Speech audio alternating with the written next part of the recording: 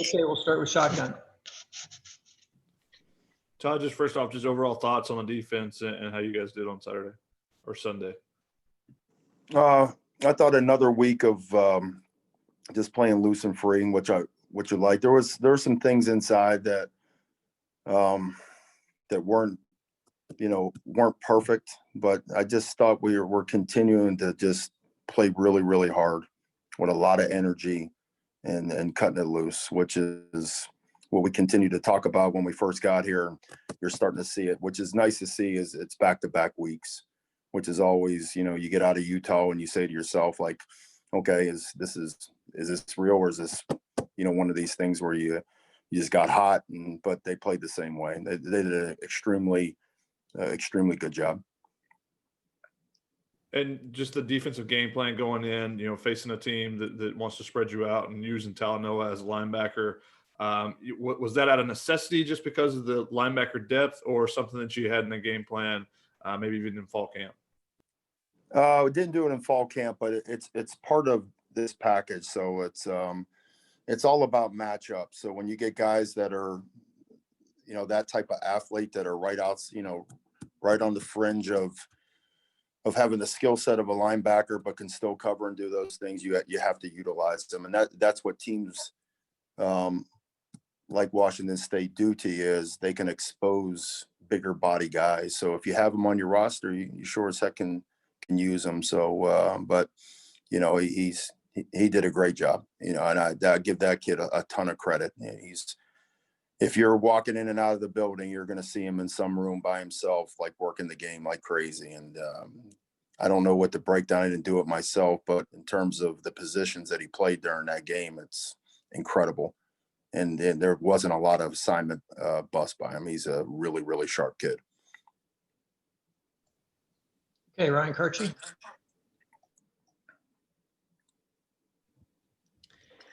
Hey, Todd. Obviously, Tim mentioned how great of a performance Nick had.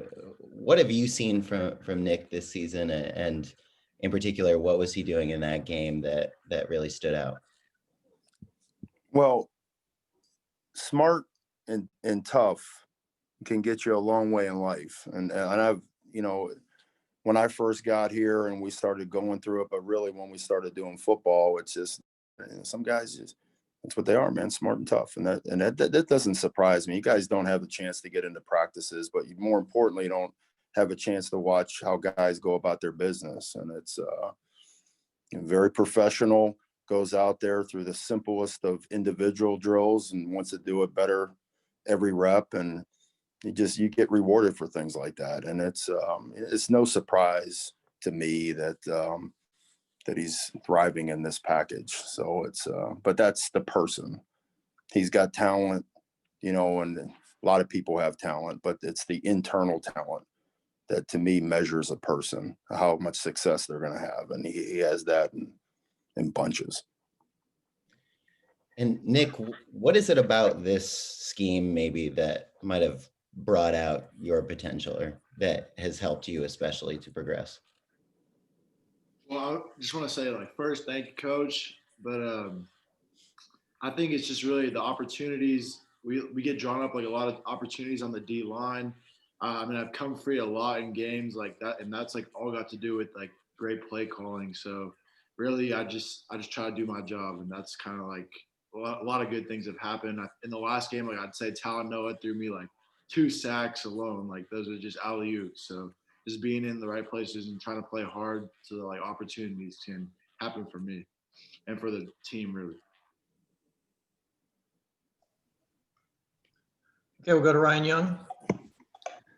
Todd, from the time you took over and started evaluating your personnel, what was the moment when you realized that Nick would be this kind of contributor for you? Because he hadn't played a massive role last year. Yeah, but to me, things were different.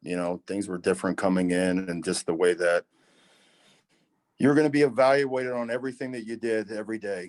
So whether it was, we got in here and started doing conditioning / kind of winter workouts before we got pulled out of it, and then we went into the summertime. But I've said this beforehand. It's honestly, it starts with your care level, how hard you're going to go, how much you invest, all those things that go into play before you start making evaluations off of, as a football player. At least and so all the stuff that whether you play or you don't play and all that to me is irrelevant, but it starts with the person. And I could tell you in the beginning of this, just watching him run around, you always worried about, okay, listen, it's really refreshing. And I said this about Marlon last week, I think 2 weeks ago, when you guys asked me, is, boy, it's really nice to have your hardest working guys, the guys that care the most, be productive. And, and most of the time it just works it works out that way. That, guy doesn't, he's accountable. Every rep that he does is extremely hard. He's smart, he's tough. And then you're just waiting on the plays to happen. And most of the time they do happen. So it just goes back to the same thing. It's the internal makeup of people. Everybody that comes here that's on, everybody in this program's talented, but there's an external talent, there's an internal talent. Some guys can have the external talent, they can run around and do all this stuff, but when things get really, really tough, or it's, time to bone up, some of those guys don't do that all the time. And then take the reverse of it, and guys that when things get tough and, games on the line, you got to execute at a high level in pressure situations, guys always show up. And those are the guys that, they're winners. Good stuff. And did you get a chance to talk to EA before he went into the portal? I did not. He went right into with Coach Helton, which is the way we want it. Okay. Let's go to Antonio.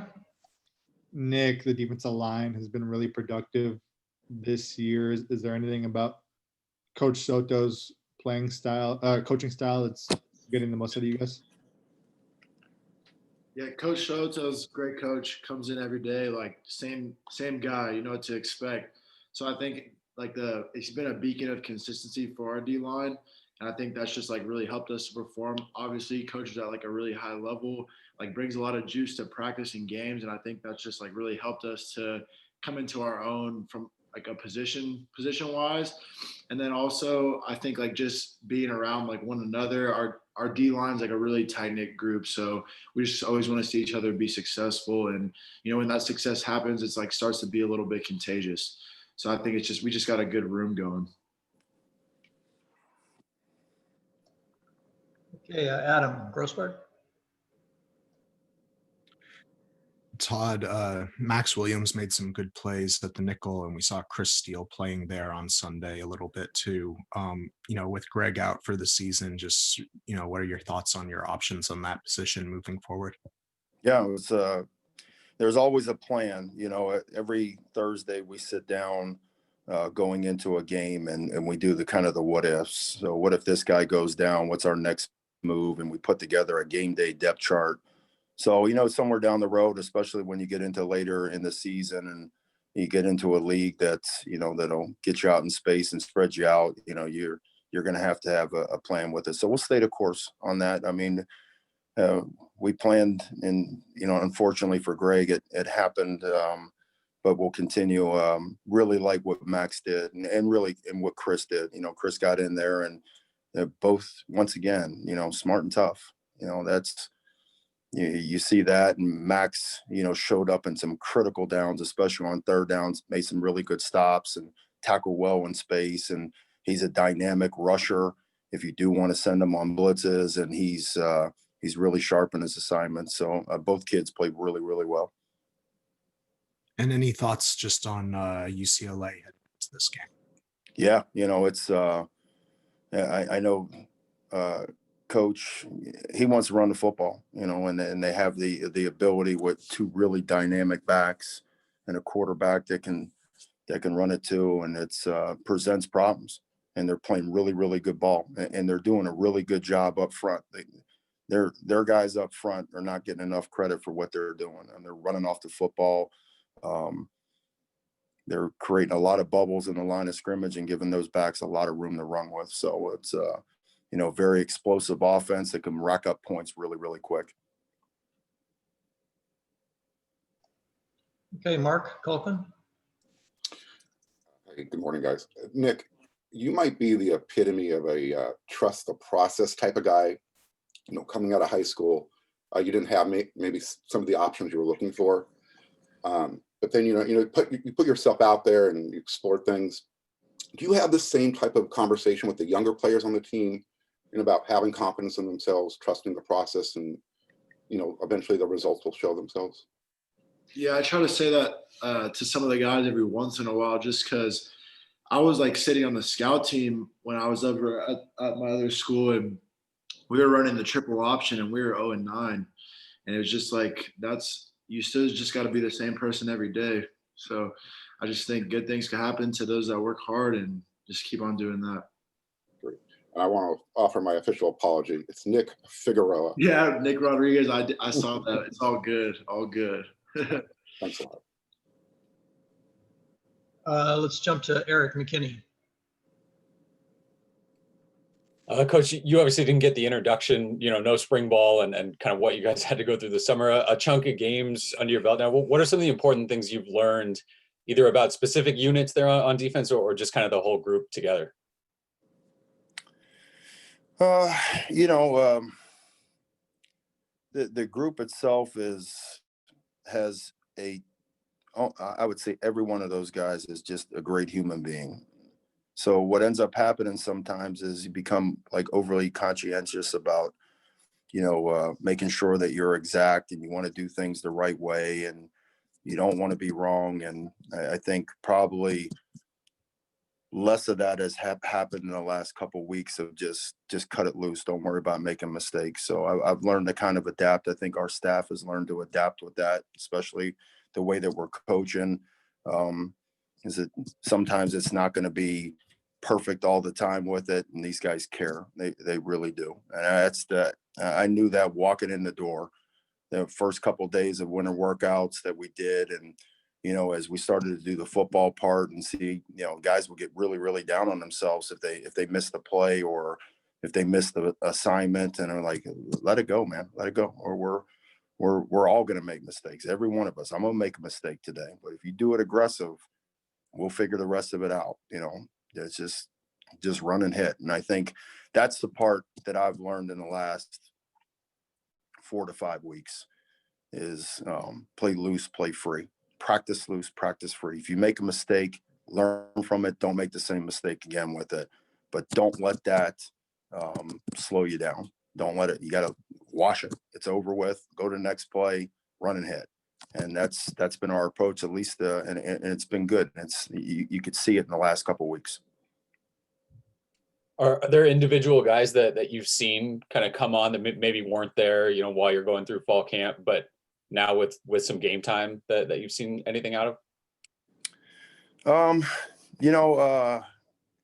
Specifically, probably the one guy that I really like what he's been doing has been Hunter Eccles. I see a Hunter,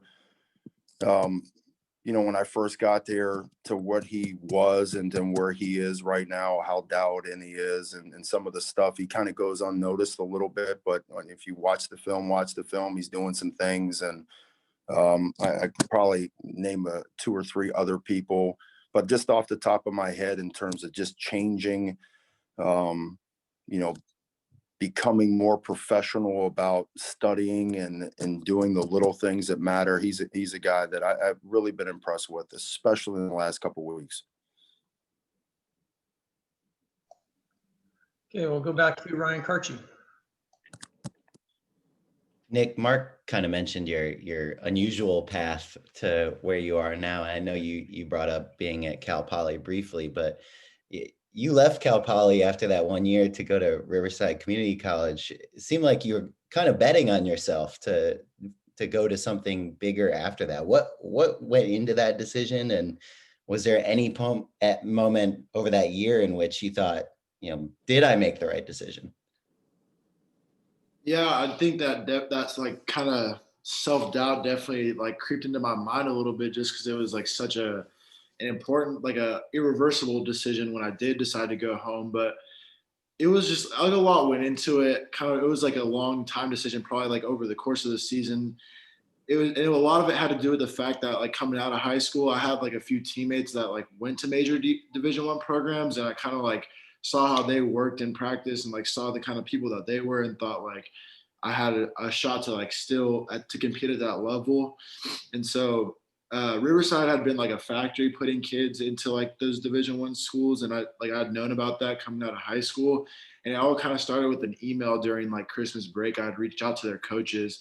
I ended up going back to school at Cal Poly for the winter quarter and dual enrolling, and it was a lot, but I'm definitely like glad it worked out the way it did. And I kind of just think like with situations like that, like just efforts like the one thing that you can kind of control, and it still even proves now, or proves true now, that as long as you like stay consistent in the things that you can control, like life will be good, because there's crazy things that we can't control that happen all the time. So just try to control the things that I can control.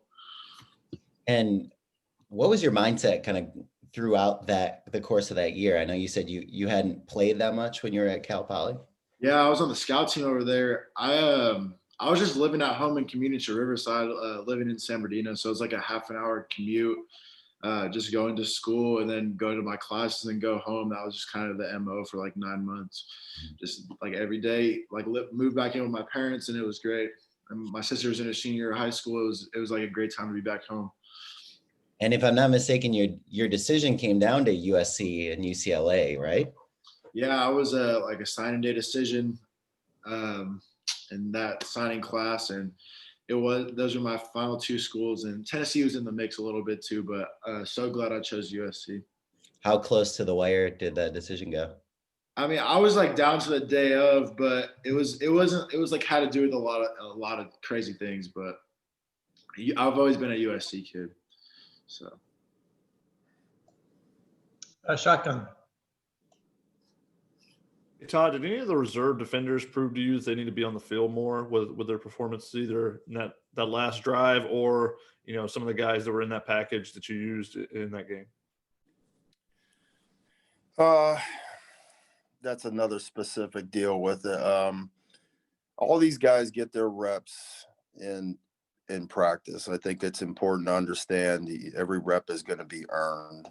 So when you get into those situations at the tail end, it's really that they need to get reps to get experience, or they've earned those reps through the way that they practice. It's hard to evaluate some of that stuff because, at some point Washington State gets some of their backups into it too. So, but trust me, when we go into a game, we've got a pecking order of each position. So whether it's defensive end, and what we do is we get in there on Thursday and we say, okay, Vic, based on the practice itself, rank our guys from 1 to 7. Okay, how much do you see 6 and 7 playing this game? So to sit here and say specifically whether watching a game proves to us, I think it proves that they're still on course and most of the time they do what they have done in practice. So if they're on that field, they've earned it, and if they're on that field, they're ready to jump into the game if we need them. And then back to Pali and Itiote, Clay said that you guys are still leaving open the option of him coming back. Do you have a message for him to try to convince him to return? Well, that's going to be all personal stuff. So, that's stuff that stays in our building. We all, Clay hit it right on the head in terms of what he said. We got open arms here. So but that's going to stay between me and him. Okay, Ryan Young. Todd, you're in such a results-driven business, and I know you've faced your share of scrutiny over the years at times. What effect does it have on you when the results come and it's working the way it's supposed to work? Does it take some pressure off you week like this? No, it's not. It's never about that. To me, I think anybody that does this, if they're worried about that, then they're dead. I mean, they got no chance. This is really, in my opinion, this is the kind of what Nick said. It's pretty cool when the player says it. Staying in routine and doing the things that you work at everywhere else, and your biggest critic should be you. To me, it's an internal fight every day when you wake up to say that I give everything I could to this program.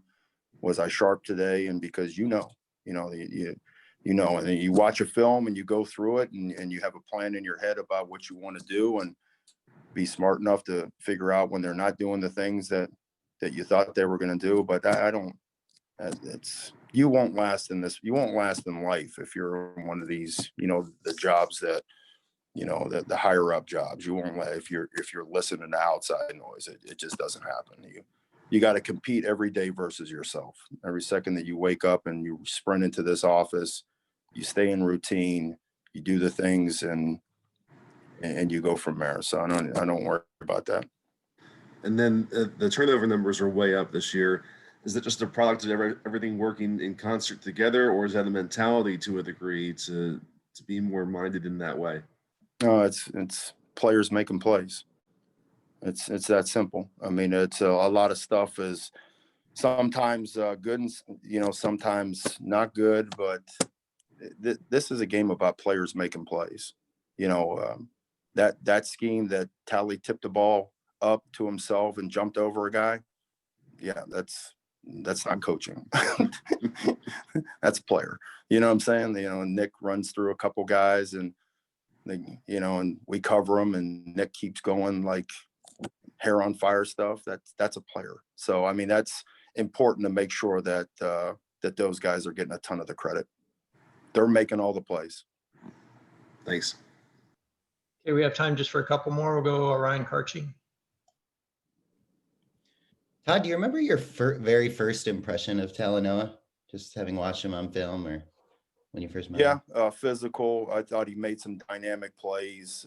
He's got a certain skill set that's unique. You know what I'm saying? So there's some hybrid type of like outside backer / strong safety / he's got really good vision too. So when we first saw him, because we do that all the time when we first come in, because we want to, it's not that it's going to change our perception of guys. It just kind of gives us a kind of a background of like, hey, listen, when we get into spring football, like this kid's actually played this position, so he should know it, or he hasn't, and this is how they utilized him last year, so he should be comfortable with these schemes. But that's what we saw.